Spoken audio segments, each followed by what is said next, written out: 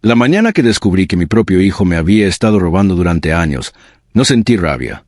Sentí vergüenza. Una vergüenza tan profunda que ni siquiera pude mirarme al espejo. Porque la verdad era simple. No me había engañado un desconocido. No me había estafado un socio. No me había traicionado un enemigo. Me había destruido la única persona por la que habría dado la vida. Mi hijo. Y lo peor, ni siquiera sabía hasta dónde llegaba la mentira. Todo empezó con algo tan pequeño que cualquier otra persona lo habría ignorado. Un simple mensaje. Esa mañana me desperté antes de lo habitual. La casa estaba extrañamente silenciosa. Demasiado silenciosa. Normalmente, cuando mis nietos venían de visita, el lugar parecía un mercado. Puertas abriéndose. Risas. Pasos corriendo por el pasillo. Discusiones absurdas sobre quién había terminado los cereales. Pero aquella mañana, nada, ni una sola voz. Me levanté, caminé hasta la cocina, y encontré un papel doblado sobre la encimera. Al principio pensé que era una lista de compras, o alguna nota sin importancia. Pero cuando vi la letra de mi hijo, algo se tensó dentro de mí. Papá, nos salió un viaje de última hora. Los niños estaban emocionados. Ya celebraremos contigo cuando volvamos. No te enfades. Te llamaremos. Eso era todo. Ni una explicación, ni una disculpa, ni una llamada. Solo unas pocas líneas escritas a toda prisa. Me quedé observando la nota, intentando entender, intentando justificarlo.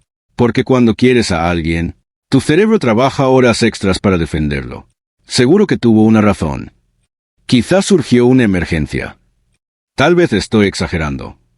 Pero una pequeña voz dentro de mí susurraba otra cosa.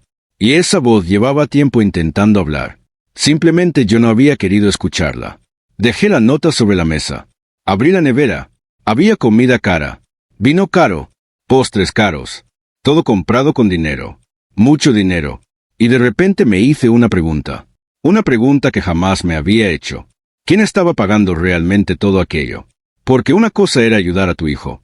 Y otra muy distinta era mantener una vida que ni siquiera tú mismo te permitirías. La pregunta me incomodó. Mucho. Tanto que decidí distraerme. Subí a mi despacho. Encendí el ordenador. Y traté de continuar con mi rutina. Pero no pude. Algo no encajaba. Era como tener una piedra dentro del zapato. No importa cuánto intentes ignorarla. Sigue ahí, recordándote que existe. Entonces recordé las cámaras de seguridad. Las había instalado años atrás después de un intento de robo. Nunca imaginé que terminarían mostrando algo mucho peor. Entré al sistema. Busqué las grabaciones de la madrugada. Y allí aparecieron. Mi hijo, mi nuera, mis nietos, maletas, bolsos, prisa. Todo parecía normal. Hasta que activé el audio. Y escuché una frase que todavía hoy me cuesta olvidar. Cuando el viejo se dé cuenta, ya estaremos lejos. Sentí un golpe seco en el pecho. No físico. Peor. Era como si algo invisible hubiera empezado a romperse dentro de mí. Seguí escuchando. Mi nuera soltó una pequeña risa. ¿Crees que sospecha algo? Ni de broma, respondió mi hijo. Lleva años sin sospechar nada. Aquellas palabras me atravesaron. Porque no sonaban improvisadas. Sonaban ensayadas. Como una conversación que habían tenido muchas veces. Y de repente empecé a preguntarme algo. ¿Cuántas veces se habían reído de mí? ¿Cuántas veces habían hablado así cuando yo no estaba delante? ¿Cuántas veces había confundido amor con confianza ciega? Quise cerrar la grabación. De verdad quise hacerlo. Pero algo me obligó a continuar. Y gracias a eso escuché la frase que cambió absolutamente todo. Una frase tan pequeña que casi pasa desapercibida. Pero fue suficiente. Mi hijo bajó la voz y dijo, después de la firma, ya no tendremos que preocuparnos nunca más. La firma. No dijo qué firma. No dijo cuándo. No dijo para qué. Pero en ese instante sentí un frío recorriéndome la espalda. Porque yo no recordaba haber firmado nada importante. Y cuando alguien celebra una firma que tú ni siquiera recuerdas, normalmente significa que el problema es mucho más grande de lo que imaginas. Muchísimo más grande. Apagué el monitor. Me quedé sentado. Solo. En silencio. Mirando la pared. Y por primera vez en muchos años, tuve miedo de revisar la verdad. Porque una parte de mí ya sabía lo que iba a encontrar. Y otra parte, todavía rogaba estar equivocada. No fui al banco ese mismo día. Tampoco llamé a mi hijo. Ni le envié mensajes. Hice algo mucho más peligroso. Me quedé callado. Porque después de tantos años dirigiendo empresas, aprendí una verdad muy simple. La gente comete errores cuando cree que ya ganó. Y Adrián estaba convencido de que había ganado. Eso era evidente. Pero todavía no entendía cómo. La frase seguía dando vueltas en mi cabeza. Después de la firma, ya no tendremos que preocuparnos nunca más. ¿De qué firma hablaban? ¿Qué había firmado yo? Y, sobre todo, ¿por qué no podía recordarlo? Abrí mi archivador personal. Decenas de carpetas, contratos, inversiones, propiedades, documentación empresarial. Todo perfectamente organizado. Siempre fui obsesivo con el orden. Por eso me inquietó encontrar algo extraño. Faltaba una carpeta, solo una, y precisamente era la que contenía documentación patrimonial reciente. Me quedé inmóvil. Una carpeta no desaparece sola. Alguien la había sacado. La pregunta era quién. Y la respuesta parecía demasiado obvia. Intenté mantener la calma, pero algo empezó a incomodarme todavía más. No era la carpeta, era el momento. Porque desaparecía justo ahora. Porque justo después del viaje. Porque justo después de aquella conversación grabada. Las piezas empezaban a acercarse unas a otras. Todavía no encajaban, pero ya podía ver el dibujo. Y no me gustaba nada. Llamé a mi asesor jurídico. No le expliqué demasiado. Solo le hice una pregunta. ¿Cuánto tarda alguien en transferir una propiedad si tiene documentación firmada? Hubo un pequeño silencio. Depende de la documentación. ¿Por qué no preguntas? Miré por la ventana. El cielo estaba completamente gris. Solo responde. Otro silencio. Si todo está preparado, muy poco tiempo. Colgué. Y sentí un vacío extraño en el estómago. Porque acababa de confirmar algo. Alguien tenía prisa. Mucha prisa. Y cuando alguien tiene tanta prisa por mover dinero o propiedades, normalmente teme que la verdad aparezca. Esa noche casi no dormí. Cada vez que cerraba los ojos recordaba la grabación, la risa, las maletas, la frase, la firma. Todo volvía una y otra vez, como una película que se niega a terminar. A la mañana siguiente decidí revisar algo que llevaba años ignorando. Los movimientos internos de ciertas cuentas familiares. Nunca me preocupé demasiado. Confiaba en Adrián. Confiaba más de lo que debía. Y quizá ese fue mi mayor error. Entré al sistema. Comencé a revisar. Al principio no vi nada raro. Pequeños gastos. Transferencias normales. Pagos habituales. Todo parecía limpio. Demasiado limpio. Y eso fue exactamente lo que llamó mi atención. Porque cuando alguien roba durante mucho tiempo, aprende a no parecer un ladrón. Aprende a parecer invisible. Seguí bajando. Página tras página, mes tras mes, hasta que encontré algo. Una transferencia. Después otra más. Cantidades pequeñas. Lo bastante pequeñas para no generar alertas. Pero constantes. Siempre constantes. Mi corazón empezó a acelerarse. Porque ya no parecía un error. Parecía un patrón. Y los patrones cuentan historias. Solo hay que saber leerlas. Saqué una libreta. Empecé a anotar fechas.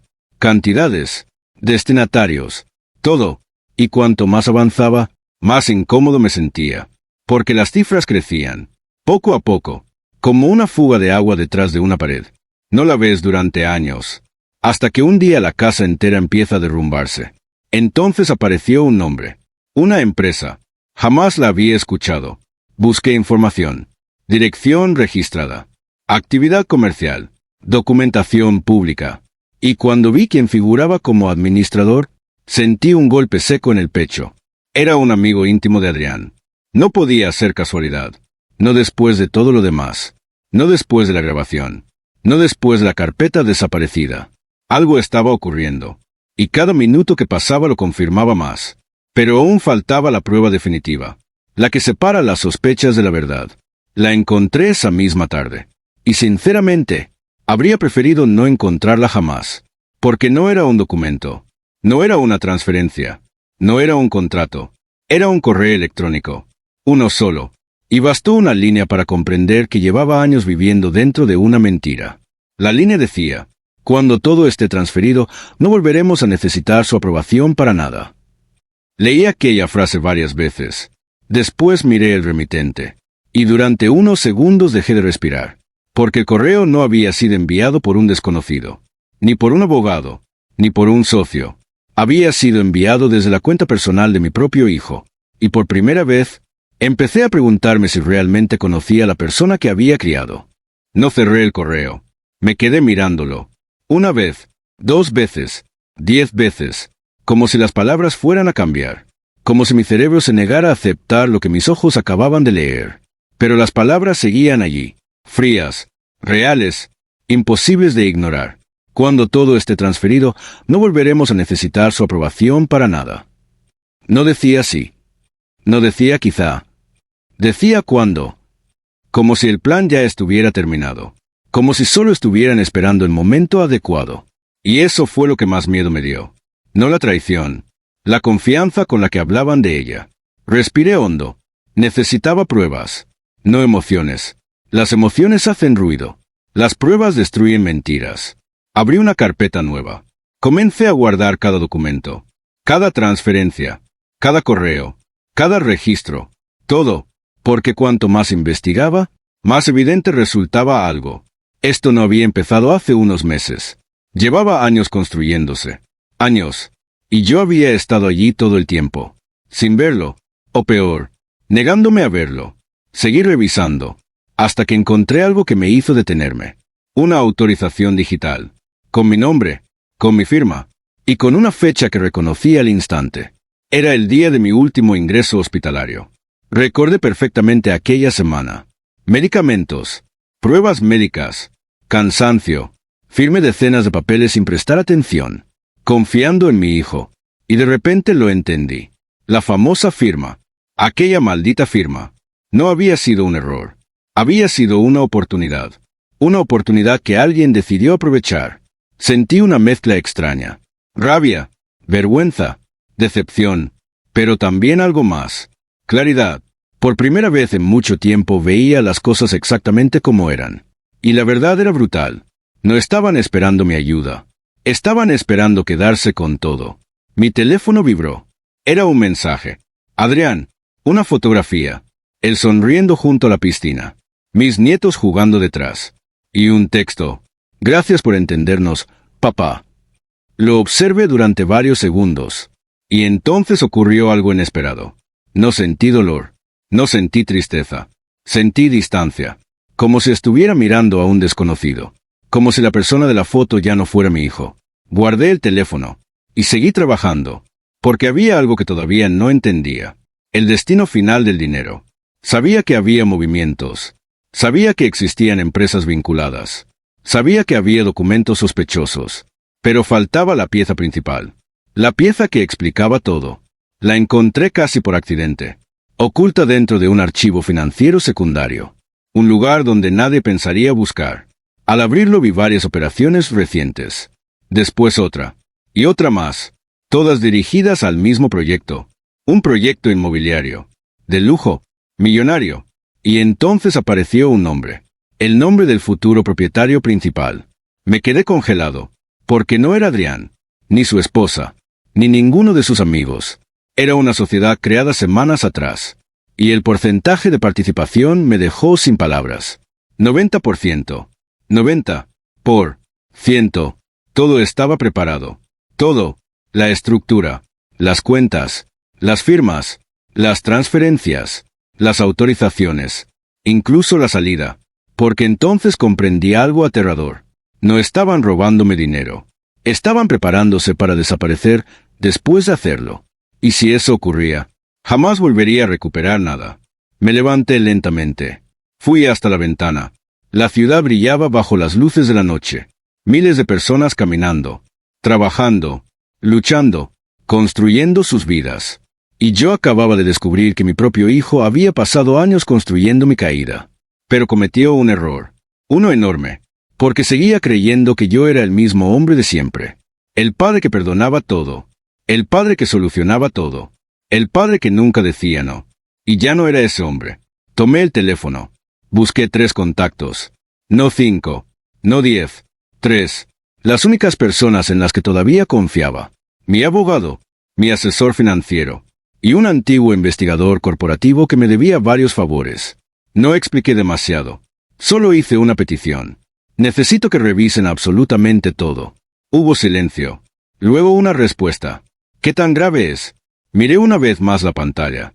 los documentos, las transferencias, las firmas, la empresa fantasma, la fotografía de la piscina. Y respondí con absoluta calma. Mucho más de lo que imaginas.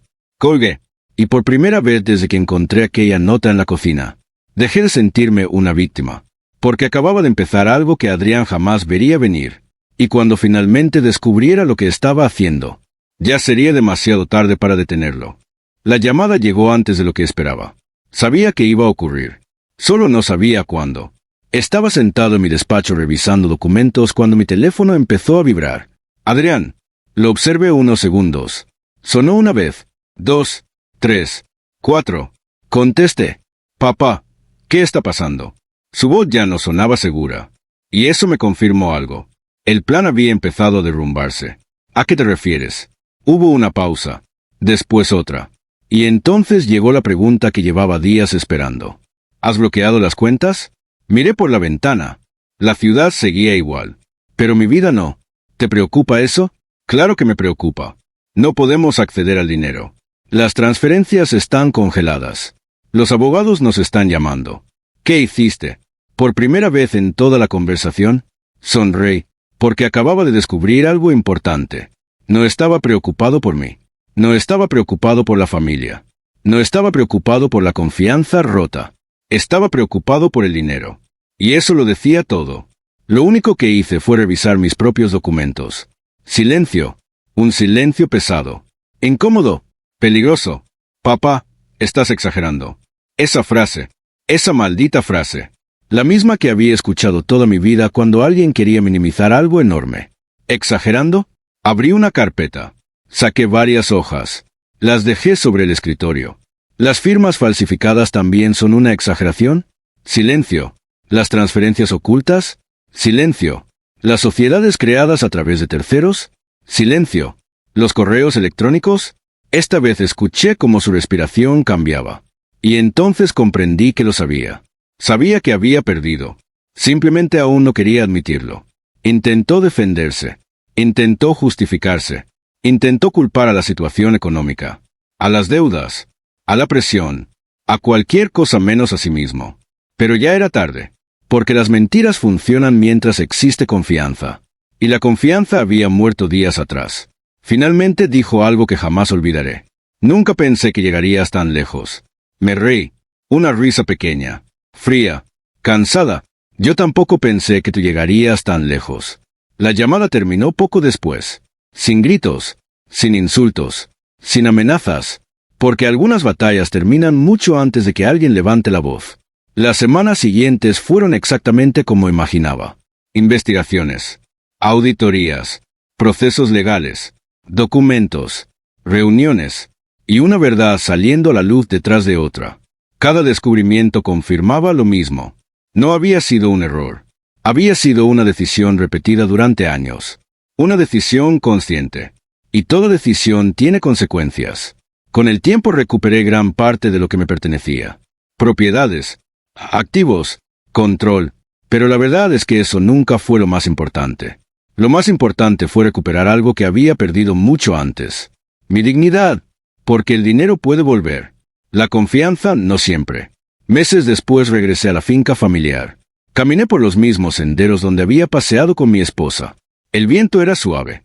El cielo estaba despejado. Y por primera vez en mucho tiempo sentí paz. No porque hubiera ganado, sino porque había dejado de vivir con los ojos cerrados. A veces creemos que amar significa aguantarlo todo, perdonarlo todo, justificarlo todo. Pero no, el amor sin límites puede convertirse en una prisión. Y aprendí esa lección demasiado tarde. Miré el horizonte, respiré profundamente, y entendí algo que me habría cambiado la vida años antes. Las personas muestran quiénes son. El problema es que muchas veces no queremos verlo, porque aceptar la verdad duele. Pero ignorarla cuesta mucho más. Y aunque perdí a alguien que amaba, también recuperé al hombre que había olvidado ser. Si esta historia te hizo reflexionar, deja un comentario contando desde qué país nos estás viendo y comparte tu opinión. Tu experiencia puede ayudar a alguien que esté pasando por una situación parecida. Y si llegaste hasta aquí, escribe en los comentarios. La confianza se gana, no se hereda. Así sabré cuántas personas realmente escucharon el mensaje completo de esta historia. Y ahora quiero hacerte una última pregunta.